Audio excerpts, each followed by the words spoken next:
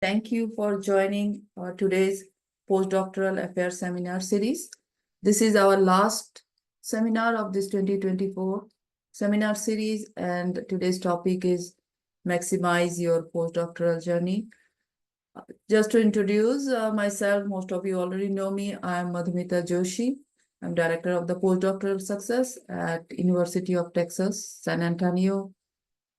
Give little bit of background of my postdoctoral journey. I started my postdoctoral work at Cornell University by background research.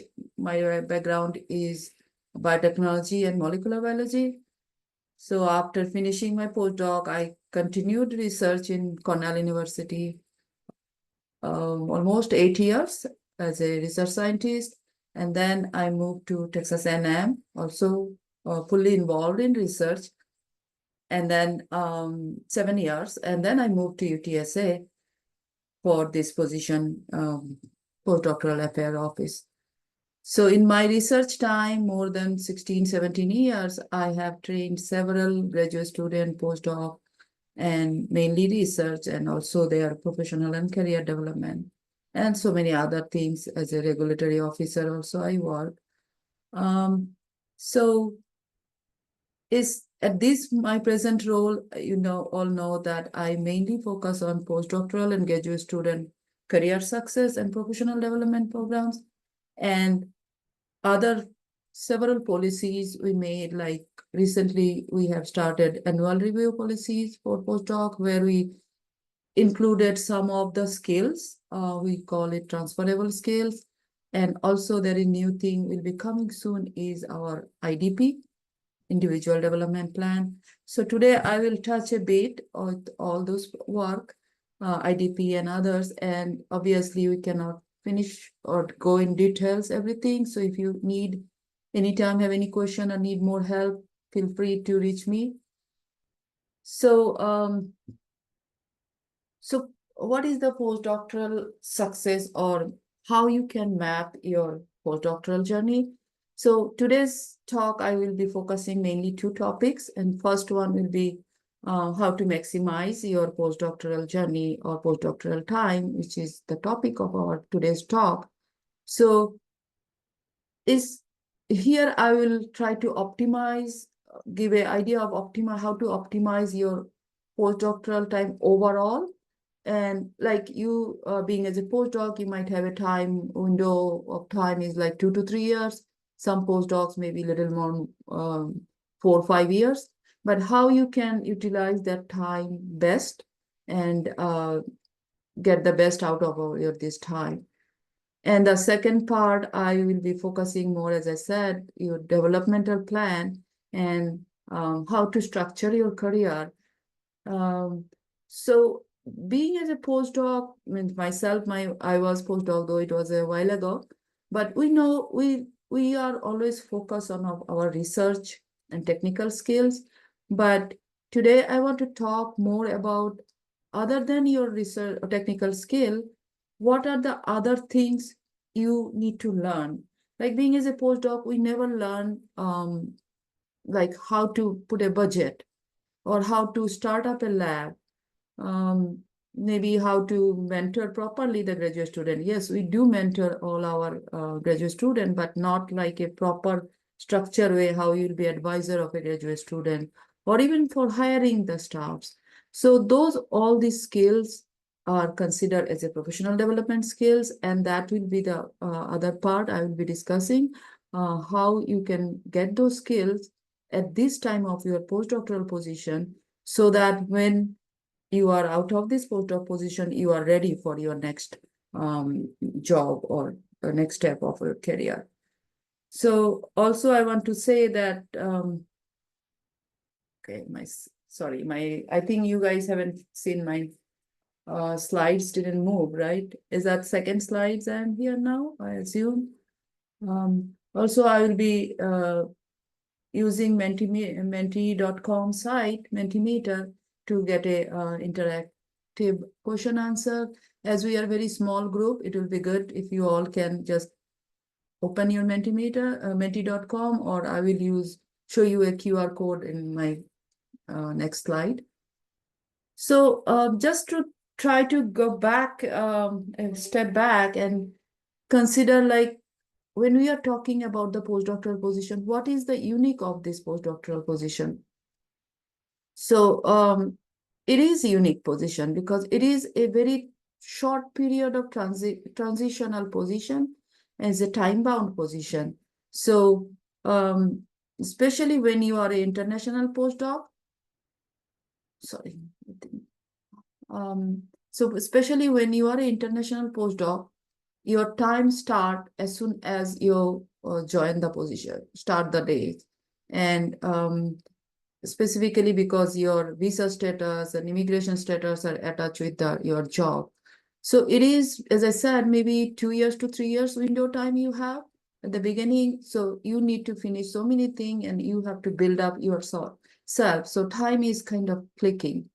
And same time, it is a job because though it's not properly structured much as being as a student, you are no more student. You finished your PhD, you joined as a kind of a staff or job, research staff. So it is, maybe you have a more flexibility of your research or whatever work you are doing, but it is less structured way, like in compared to your PhD structured program. So yeah, so that's the one thing. And most importantly, at that same time, you have to do mostly it is a training. It considered as a postdoctoral training. And specifically in this position, most of you postdoc are expected to learn some skills, gain some experience so that you can develop a platform, whichever you want to launch your new career. So you have to develop yourself in this whole time and go to your next step. So again, here it comes like, what are the skills you need to develop yourself on what you are looking for. So why you are doing this postdoc position, how you prioritize, what are the skills you think you need to go to next step. And it's like what I'm trying to say, that as it is a very short period of the time, so being as a researcher, if you are focused always in your research, what are the, along with your research, what are the other skills you are developing and how you are going to prioritize which skill you need.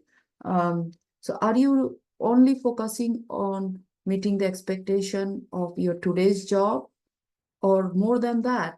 Because you need to learn several skills which will help you to go to the next step, whichever you decided to go for. So that brings to the, that way you can say the postdoctoral position is a very unique position. And yeah, it is something you need to enjoy as well as you need to develop yourself. So if we are trying to give a vision of this whole postdoctoral time, I really like when I was listening a talk by Dr. Wisley from Morgridge Institute of Research a couple of years ago. I really like his talk, how you think about the vision put in this. So when I was thinking that there are two questions really strike me. That first thing, maybe you have to think that why you are doing this postdoctoral position, why you are a postdoc, why you took this job, or even if you want to go to the next postdoc position, why you took this job. So that will be the first question I will like you all to ask yourself. And then the next question I want to say is, what will be the next from there? So if you are a postdoc in your very first year, suppose, or even second, third year, so if you try to ask yourself this question, that why I took this job and why I'm doing this postdoc position. And then next question will be like, what is the next step from here? Where we are going? What is my plan? And these two questions I want you guys to ask yourself and answer right here. We can answer each other. And also then after getting that, we can decide that how you are preparing to get to the next step. So here what I will do is I will go to the Mentimeter. If you can just use your QR code here, or you can do the menti.com. You can go to the menti.com and use this code. If you guys are all ready, I can, and you go there and type your first question, which is, why do you think you are in this postdoctoral position? Or why do you think you took this job? Um, any answer which comes to your mind, it'll be good. I can show you maybe live if you, I assume you guys got this QR code or got that menti.com and go use the code. So I can show you my screen if you are answering there. So are you guys, can you see my menti.com site? Yes. Excellent. One response we got. So I want to give a 1 minute if you guys can think about any answer is fine. Even I don't know is the answer, because frankly speaking, when you first get out of the graduate student, we think this is a natural progression, right? So if you would have asked me when I was postdoc, I would have said, isn't it the right next step for me? Because that's all I know, to after PhD go to the postdoc. Or some people, I don't know, which is perfectly fine. For some people, I need a job, exactly, immediate job for visa, or even some people like want to go for a lab which is having excellent research in your area, and you think that will be your platform to go for a higher step. So I want you guys to ask yourself that question first and see whatever answer you get, that's fine. So if you guys can see my screen, you can see excellent answer is coming. And don't worry if your answer is I don't know, because I have heard, including even me maybe, so I don't know would have been the first answer when I first joined postdoc. Because that's all I knew to do after PhD. So if you guys are just a couple of more seconds I will give, and then I will go to the next question. So if you know that, if you can answer that yourself, why you think you are doing this postdoctoral job? Why do you think you joined to this job? Okay, so I think I got a couple of answers, so I will maybe just copy that answer.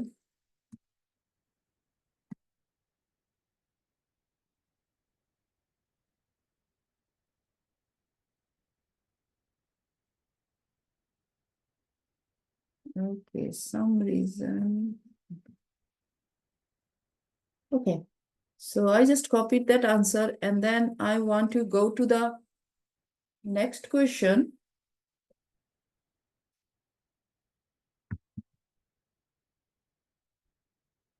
which is,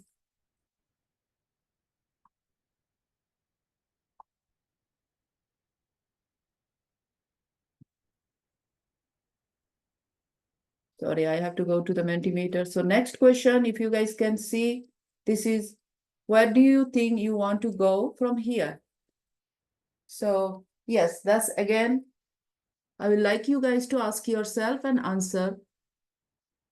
There are several paths. Sometimes we don't know. Again, this question answer can be, I don't know, because that's absolutely fine. This is the postdoctoral position, is the one where you can explore the thing and utilize your experience to know where you want to go. But yes, tenure track position is the first thing comes to mind when you are a postdoc, because most of us want to go to a tenure track position, or some of us want to go to a government job, policymaker, or industry. There are most of the biomed people or engineering even, they want to go to scientist position in industry. So whatever your answer is, I would love to know. So if you can use the same Mentimeter and just ask yourself question and let us know what you want to do when you what you plan to do when you finish this postdoc? Do you know or think like what will be your next step? Excellent. Yes, maybe research, maybe is, or I am unsure, is a very common thing at this stage. And that's what we are doing this training, postdoctoral training, right? Um, and especially for international, again and again, they have international postdoc. We have several other issues, immigration related things we have to think of. But again, everybody have to have a plan, then only we can move forward. So excellent answer. These are the answer we always get, being a research scientist, going to industry, or even entrepreneurship, or start up a lab, start up some business with along with my advisor, or even by myself. So those are all the answer, and I'm just copying those so that we all can see together. So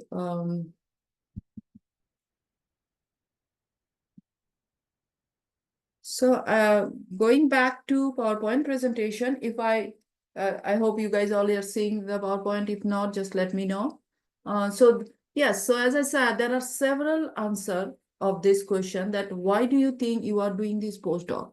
So start from I don't know, start from that I don't feel like I'm completely independent. I want some more learning or training to become fully independent, or I want a job for visa purpose. I want to do some more research, and mostly postdoc wants to go for the higher advanced research lab so that they can use it, that one as their career, launch a new career. And even sometimes people, even the PhD research they did, they want something different to do. So that could be the another thing. And going next step. So every answer is correct. So if we go to the next, so what is your next step toward your career? Again, obvious answer, we all think about tenure track or any other teaching job, academic job. There are research developer jobs. There are jobs like administrator, research administrator job. Industry is one of the big area we all go. And then I don't know, which is a very perfect answer in the sense, because this is the time. That's why we are here today, to discuss all the experience you can gain, and that might be your platform to help you to know that answer, that where you want to go. And as soon as, or as early you will find out the answer of this question, I think that will help to build your plan and to find out the skills you need to go to the next position, what is your goal. So talking about that, there are some essential skills. These are not, I want to say that these are not only skills, they're not limited only this, but there are some essential skills you need to learn while doing postdoctoral position so that you can reach to your goal. So the basic skills, what I think you all gain when you are doing your research is obviously research management skill. Most of the postdoc, when you are doing research, you also manage your lab. So kind of lab managing, research management, presentation skill. Obviously, every postdoc has to give a presentation, talk. Collaboration, most of you guys work as a collaboration. So definitely you learn some mentorship you learn, because you might have your undergrad or grad student in the lab, or even junior postdoc, which you help. Teaching, what is the one, some of you get the experience, some not, especially STEM related postdocs might not get a much experience of teaching, but maybe some other group do, organization and publication and grant writing. So those are the skills you generally get while doing your postdoctoral 2 to 3 years research area. And best part of these skills are universal in the sense, any platform, any job you want to go, you will need this. Even if you are not sure where you want to go, you don't know where you want to go, but your presentation skill, communication skill is the must one. You go to industry, you go to government, wherever you go, you need communication skill. Your grant writing or writing skill is very much important for every kind of position you go. Same thing, management skill or mentorship skill you do to academy, faculty position, or even if you go to industry, you have to manage your team. So you have to, so those are the skills which are very much needed for every kind of job. But some of the skills you really don't get much while doing research is like, again, effective communication. Yes, you do the talk, but do you really get to, somebody teaches you that how to um, write a grant? Yes, few of you may be very lucky to have some mentor doing that, but most of us, no, we don't. We are supposed to learn by ourselves how to write a manuscript, how to write a grant. Then leadership and management skill, which is unless your mentor send you for any of the program development, you really don't get much leadership skill. Networking skills, which is another very important skill, relation building, team building, if you go to industry as well as academy. Strategic planning, you, nobody, I think, or even I can say in different way that I heard from several people, several postdocs, that they said we never learn how to strategical plan. But thing is, we, you are doing a strategic planning while doing your research, but you just don't know what it called, how to typically structure it as a strategic planning. Team building, budgeting, financial. These are one area you are lacking. Tomorrow, when you will be tenure track, you will be right away thrown to the, they are like, okay, do a budget for you. Whereas you never did that budgeting, maybe small budgeting, but not like a big lab setting budget. And another thing is interview negotiation skill. When you are going for an academic tenure track position or industry, any place, you need to go for interview. You need to submit the your package. You need to prepare your resume, your cover letter, all these things. So those are the skills you need to learn within this postdoctoral stage, which you are not going to get while doing your research in the lab. So that's what we are going to talk today.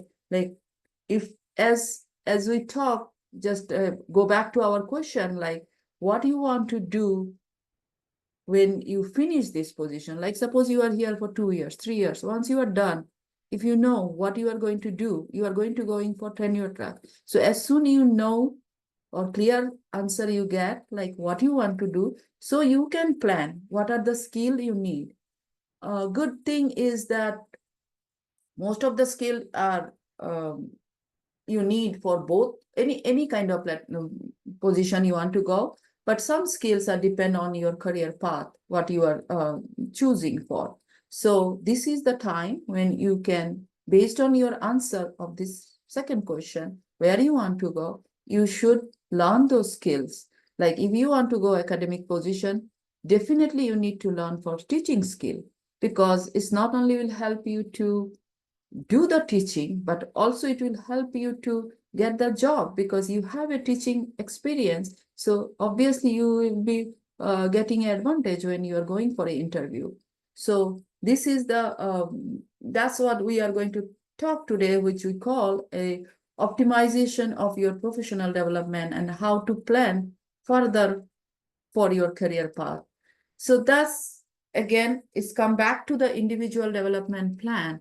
So, you might know that some of the places like industry or even federal government fundings, they now make it mandatory to have a individual development plan, because there's nothing, it's a very simple thing to make a plan, though it's simple, but same time, it is really something you, most of us just try to avoid, like, oh, okay, or even if we did it, we don't follow it up.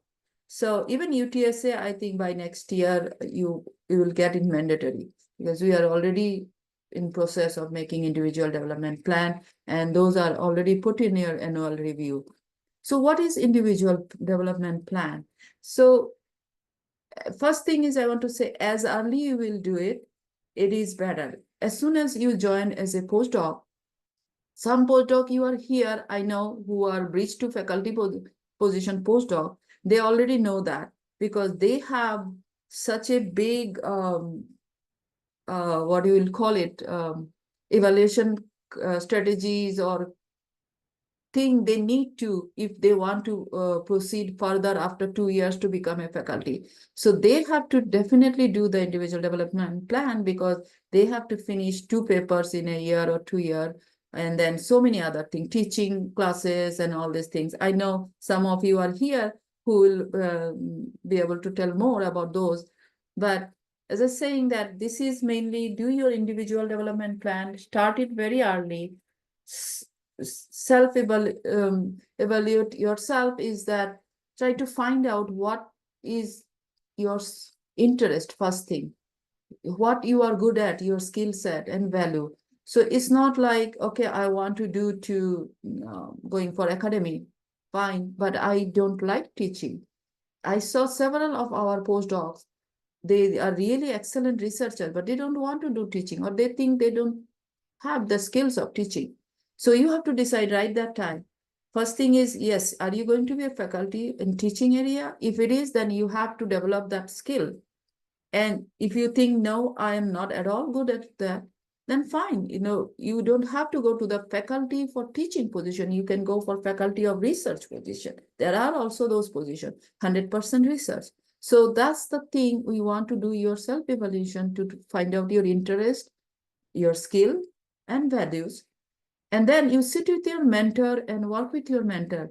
Like, okay, I have these skills, I am starting here, and I want, like, after a year or two, whatever your time period, I want to see myself reach there. I want to go for academic position or industry position. So I want to develop these skills by that time. Ask how they can help you for this. And obviously, if you don't get every time help from your mentor, you have to do it by yourself. You have to prioritize your goal and see, like, there are several options of all of us are there to help you for meet, get your experience and skill set.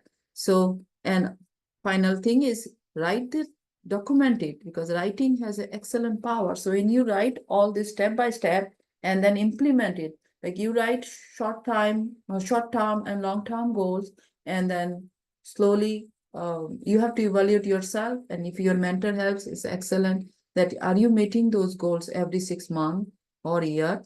And then finally, I hope by 1 year or 2 year, you will be able to implement your goal. So these are the two main main platform we use. IDP, my IDP for science career, which is excellent for who are from the science. There you can put your skill set and everything, and then the software will analyze, explore all the careers which your interest and skill set fits there, and then give you the options, and then also tell you, like, if you want to go for this career, these are the skill set you might need to develop. So please give a try of this My IDP Science Career, and which is an excellent way to help you to analyze your own self-assessment and then match you with your career of your interest. And the other one is Imagine PhD, which is especially for social science, human science student or postdocs. So that's also an excellent program. You guys can make your IDP on that. And also we have several platforms I have several from my office, and obviously Google is mainly your mentor. If you go, the Yale University has an excellent platform structure, like how to write your goal set and all. If anybody needs help, please contact me later. I have a template I can share with you how to develop your IDP. So you have to start from there, and just for here to show you for UTS's stages, postdoctoral journey stages, how we classify those and how we feel postdoc should do. That doesn't mean that you have to do exact the same way, because it again depends on your development. Like some postdocs comes as a very new, so we call it stage 1, which is arrival and integration, especially when you are coming from outside.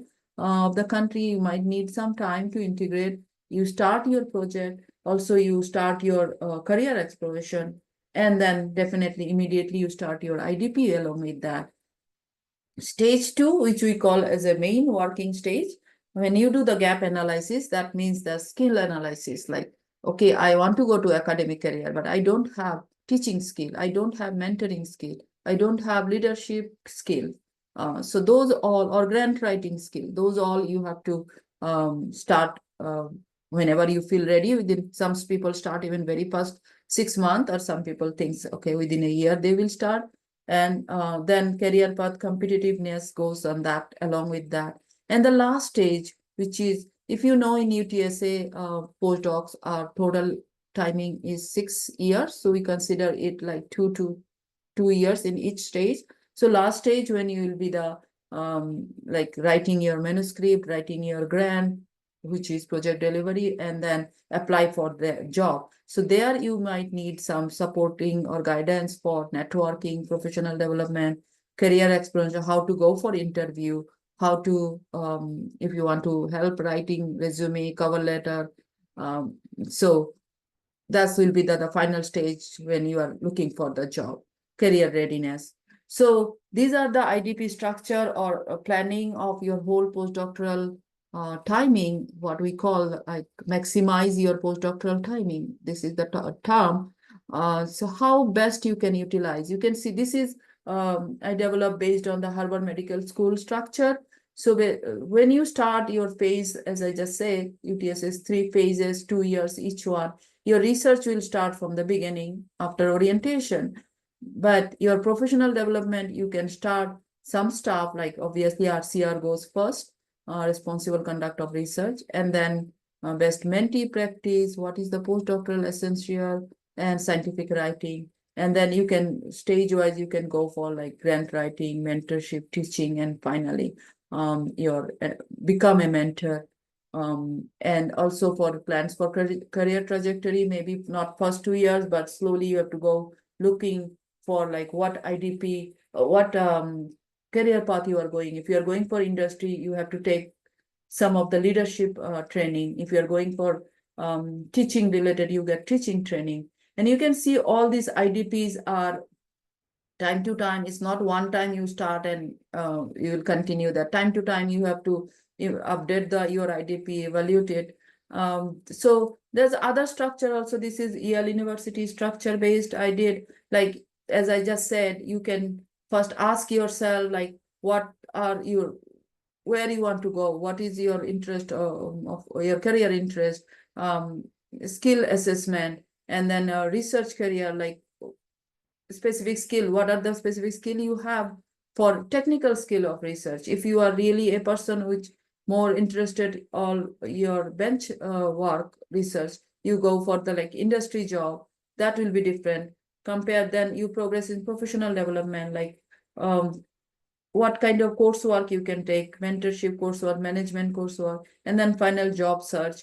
And I put this structure based on the programs we have in UTSA. Like for when you come, you can go for orientation, you can look for your IDP preparation, you can come to me, we can help self-assessment. Today's talk is like maximize your postdoctoral experience. And then obviously personal well-being is another important area you should concentrate. And then you can go for the mentoring talk, manuscript writing talk, professional development, other courses or seminars we take. In further, you go for teaching, pedagogy, training for CERTAL, then entering mentoring, communication skill where you can write grant and manuscript, and then also career resources where you can go for leadership management, Sci PhD, whoever already attended Sci PhD, you know that Sci PhD is the program we bring at UTSA beginning of this year to help our postdoc and graduate student to go for industrial area of a career. So along with this IDP, what are the other thing I feel you all need to do is your professional networking. This is one very important thing I again and again tell all postdocs that you do research, but unless you have a networking, robust networking with your mentors, peers, it's very hard when you reach to a level of career readiness to go for a job. Except your mentor, nobody will be there next to you to help you, even giving you a recommendation letter. So go to conference. When you are going conference, you go talk to the people who you feel that you should learn from them, or go to the, want to go to your next postdoc in their lab. The informational interview, which is another really important area where you can talk to them and see that area of their research or work might be interesting for you. Um, then this is a mentoring, I call mentoring constellation, which I have already made up a little bit. And this year my focus is making it as a robust way, because you need a group of mentor, is because every mentor has their own strength, and you have to have couple of mentor who can help you. Like, you want to write a grant, so maybe yes, your mentor is experienced on your grant, but if you are writing is um, R0 grant, or K99 grant, or any other grant. So who has done it before or recently done it? You want to talk to them to get better experience or better guidance. So they should be the mentor, and look at the areas where you need the guidance. So if you, I don't know how many of you here attended my previous mentorship networking talk, where I taught you guys like how to develop the whole network, like to find out the areas you might need guidance, and then find out one or two people, put their name, who can really guide you on that area, and then communicate with them, build the relationship, because you cannot just come one day and ask, right, can you help me, or give me a reco, or can you do this thing this way. So you have to build the relationship well ahead. When you go for job, they will be happy to give you recommendation. um, Next thing I think is effective communication. Again, these two are area, my focus for this year. I'm building two big programs for this. One is effective communication, where we will be teaching all kind of communication, because being as a postdoc, you go any path of next career, you need a verbal communication skill for public speaking, scientific presentation, engage with your student or public. If you're social science, you might need to go for public engagement, teaching, and then obviously writing your manuscript and grant writing. So this will be a structured program this year coming up.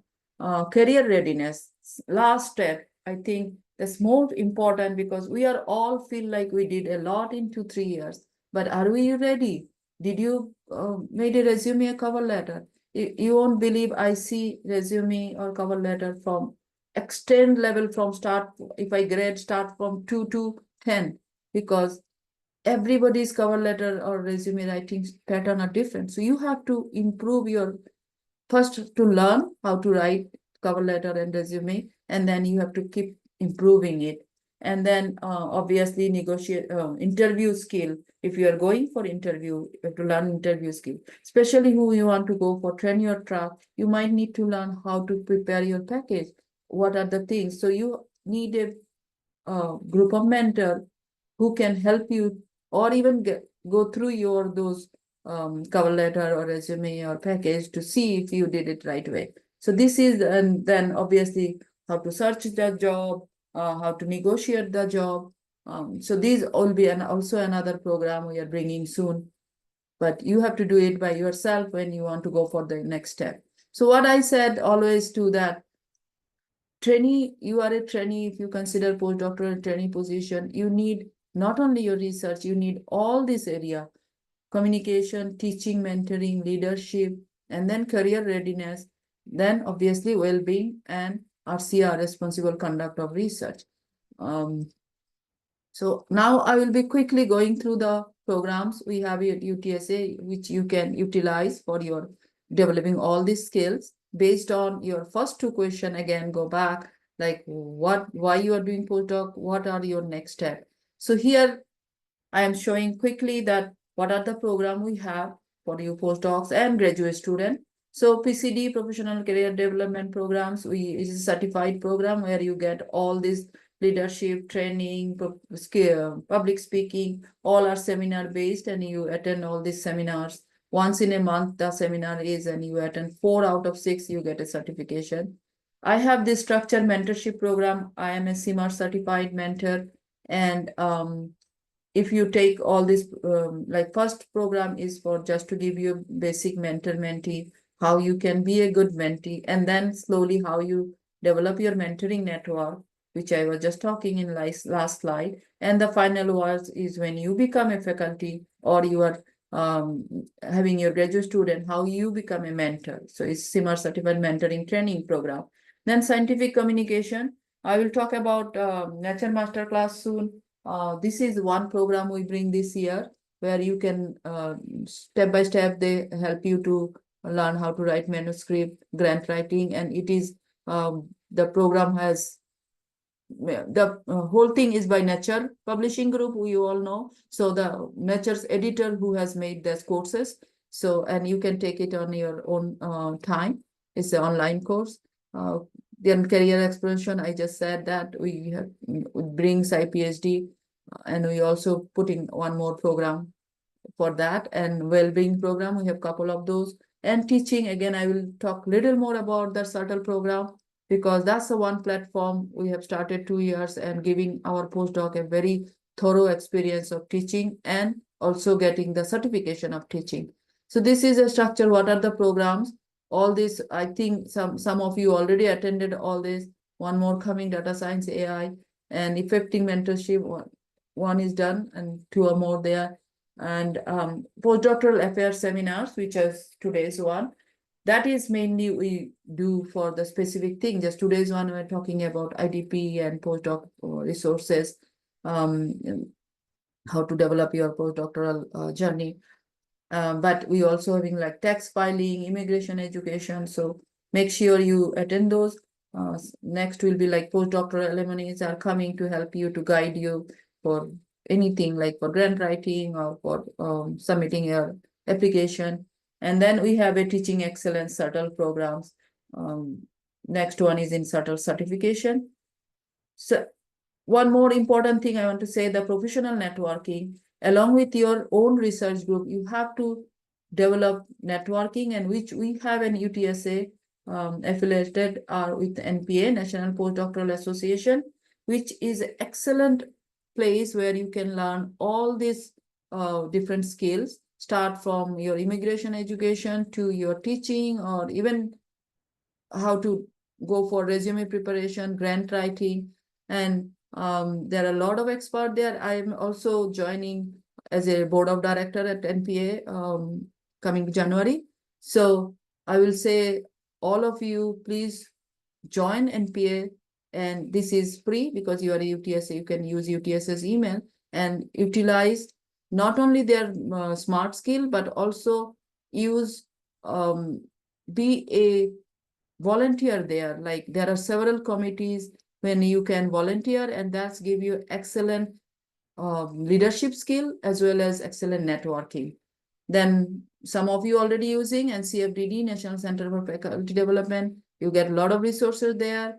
CERTL, as I said, this is another Center for Integration Research, Teaching and Learning. We are UTSA joined last 2 years on that, which is a program which help you for teaching experience.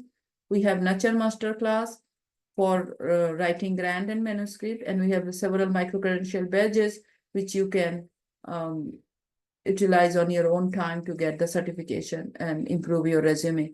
Again, CERTL, as I said, 45 institute joined together. The goal was to help our graduate student and postdoc to get experience in teaching, and you get online courses from any institute like Cornell, Boston, any institute. You can take online courses, how to evidence-based teaching experience in STEM, and also in UTSA, this year we have 5 or 6 courses we are offering related to teaching. And once you join the program, you can get 3 different certification: associate, practitioner, scholar, step by step. And these all are national level certification. You can it will give you weightage in your resume when you get those certification. When you're going for job, you can tell them that if you have a practitioner and scholar certificate, they know that you are excellent teacher by that time. So that give you direct weightage for that. And I'm also in board of the subtle national level program. And if you need any kind of help, let me know. I'll be able to help you. Nature master class, again, I just gave you a little bit idea before. It is nothing but write your research paper section by section. It is 120 hours of program. For the beginner, you might have to like how to write the uh, lab notebook or how to analyze the data, research data. Those programs are also good for master student, PhD student. And then step by step, this is specifically, I think, writing your research paper, writing your review paper, and then obviously grant writing. So join this program and they will give you certification once you complete, and then you share it with us. We also are planning to do some certification program for your writing. Micro-credential, we have several micro-credential badges. You can go to the site and see what are the credential you can, leadership program or Subtle also give a micro-credential. You can choose those, and definitely those helps in your resume builder. I also do the career support for graduate student postdocs. Mainly if you want to do your IDP preparation or skills assessment, and then guidance of career, different options. And sometimes it's not like that I am expert in your line, but it's sometimes you need some mentor who can help you for your professional development, or some mentors like that out of your research area they are totally focused on your development. So it's better to have a networking and then get a career guidance for any area you need to. So if you need a guidance, just contact me, you know how to reach me. Last thing I want to say that it's not last thing, but yes, this is one of the UTSA Postdoctoral Association. So it's not like any physical association, but it's very important you all to come for postdoctoral group meeting, because it's you if you know that our this September we did UT system-wise postdoctoral symposium. Previously, we used to do SAPRF last year, means San Antonio Postdoctoral Research Forum, when there are 5 institutes come together, including UT Health and other UTSA, San Antonio-based research institute, and make a postdoctoral symposium. And being UTSA's postdoctoral association, you can take a leadership position there, which is not only help you to develop your leadership quality, you also develop your network, also get a professional recommendation. And most importantly, for international postdoc, I haven't give that slide. I was planning to actually, because international postdoc, it is another area you have to collect all these programs wherever you publish anything, wherever you took any leadership position, or even if your publication has been cited by anybody, or you got a call from our graduate school to being as a judge and graduate student 3MT, something like that. And those, all the documentation will be helpful for your visa, going for green card and other thing. So you want to join any of this association or UTSA association, it is system-wide association, and take the leadership position. It will help you to develop your resume, but most importantly, help you to develop your leadership skills. That's what I said. You should go for even NPA committees. Several postdocs are there national wise. You will learn from them, as well as you will develop your leadership skills. Last is for community development is more if you know that we do the first Friday where it's just a coffee and donut program, but we meet together and just help each other, talk to each other, and sometimes graduate students come to, if they come to me, like they need help, I forward it to you, or you are postdoc, you can be their mentor. So that way it's very networking program is very helpful for you. And also grad space, who you will know, there are a lot of grad space is a facility space where you can get your professional headshot, your business card. So give a try of this. And most important, I think, is your internal funding opportunity. I think you all know, but if you don't know, we graduate school, postdoctoral office, we give you some fundings for your traveling to any conference where you are presenting, and you get $750 maximum award. And also you get a your professional membership reimbursement, and you can apply for any of those to graduate school. If you need more information, you'll see it inside, or you can just reach to us. So this is important for you, and I will highly encourage every postdoc and graduate student go for any conference and meeting, and you get financial support from us too. So at this moment, I will like to thank you all. And if you have question, we are very small group. Just if you can open up your um, camera, and we can just any question, or you can even type in chat. Thank you.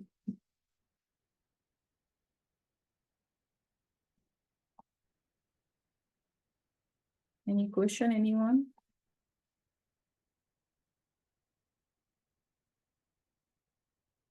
Maybe Cynthia, if you can stop the recording, will be good too.